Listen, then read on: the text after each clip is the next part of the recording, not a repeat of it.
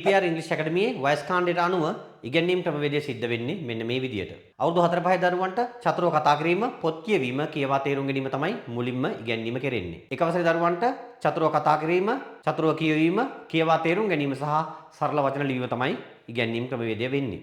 දෙක වසරේ දරුවන්ට චතුරව කතා කිරීම, කියවීම සහ කියවා තේරුම් ගැනීම, වචන සහ වාක්‍ය ඉගෙනීම සහ පේපර් වලට හුරු කිරීම. තුන් ශ්‍රේණිය දරුවන්ට චතුරව කතා කිරීම, කියවීම, කියවා තේරුම් ගැනීම, ව්‍යාකරණ, වචන සහ වාක්‍ය රටා, පාසල් විෂය නිර්දේශය සමගින් පේපර් වලට හුරු කිරීම.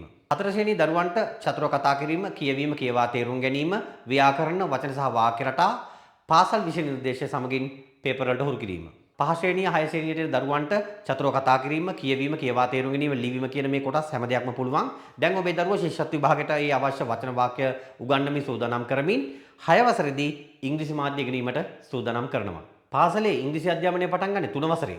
එහෙම ඉගෙනගෙන ඔබේ දරුවා සාර්ථකද? ඔබ සාර්ථක වුණාද? එහෙනම් අන්තර්ජාතික මට්ටමේ ඉංග්‍රීසි අධ්‍යාපනය ඔබේ දරුවට සතියට පැය දෙකක් තුල ඉගෙනගෙන ලබා ගන්න අවශ්‍ය නම් ඔබට පුළුවන් සම්බන්ධ වෙන්න.